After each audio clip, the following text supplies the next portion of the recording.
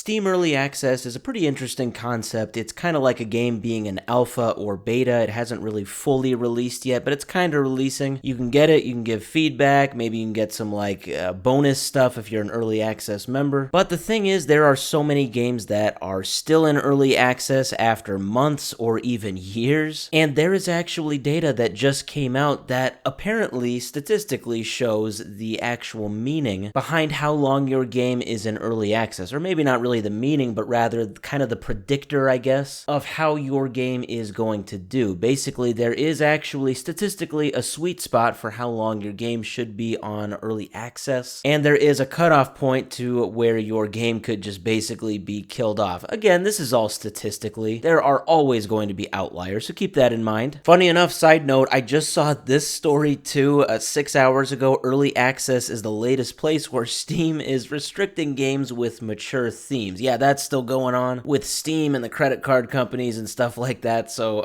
yeah, kind of interesting that this is happening with early access. So if any of you are game developers and are wanting to put your game in early access, hopefully it's not considered a mature game, because that's going to be tough. Okay, so anyway, getting to this data. This is from Newzoo. They are a very good, very reliable source. They do a lot of gaming type stuff, and this is coming from a recent report. It was actually just released a few days ago. This is their September 2025 Global Games Market Report. It is the free version. I think that's funny, because just the free version alone is huge, and it's filled with a bunch of stuff.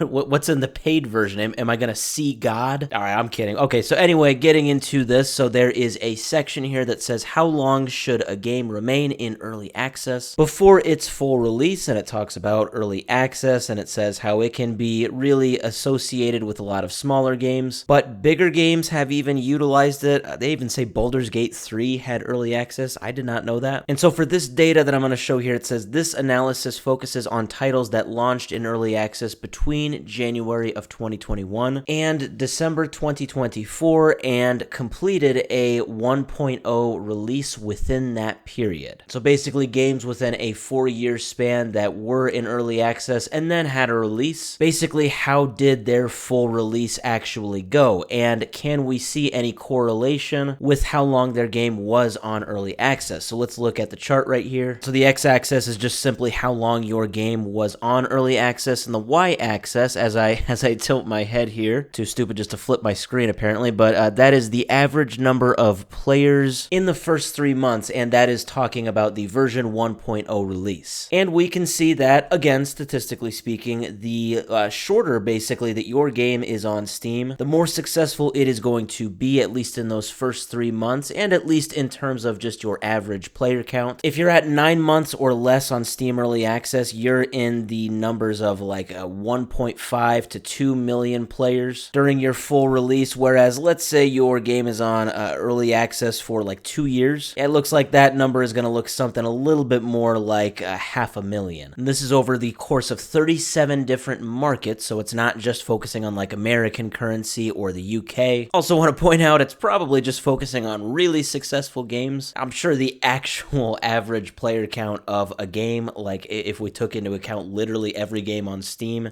it ain't gonna be 1 million players. So in their summary, they say that the 6-month window of your game being on early access is the sweet spot, because specifically that is where performance peaks, and generally you are better off not having your game go over the 4 to 9 month mark. Now, other stuff to keep in mind that they do point out, they say full launches often fail to surpass early access momentum. So most titles, regardless of the amount of time it was on Steam Early Access, actually saw just a small amount of growth, or even the opposite, a negative amount of growth. That was a weird way of putting that. It went down is what I'm saying, after the version 1.0 release. And they also talk about some outliers, how there are some, weird circumstances. They don't say what game this is, by the way, but they said one game had 50K players in early access and exploded to 1.5 million players post-launch. But they say when you remove those outliers, the data becomes even more consistent. And the thing is, again, this is just statistics. I mean, is your game going to really just rely on how long it was in early access? No. I mean, does that affect it? Well, the data shows maybe, but if it does, who really knows how significant it really is? I want to point out there are definitely some outliers here. I looked up games that were in early early access for over 9 months. I think all of these games are basically not in early access anymore. Some still might be. I'm just going to list them off here. The ones that I saw, the only one that I recognized was 7 Days to Die. And this is probably going to show how out of touch I am because some of these other games you might really know. So there's also Project Zomboid, Universe Sandbox, Interstellar Marines, Starmancer, Nightingale, and Stormgate. So these are games that are pretty successful from what it seems like, but they were in early access for over 9 months. So take that as you will. So there could be a correlation between how long your game's on early access and how good it's actually going to do. The question, though, is, of course, how much of a significance really is this?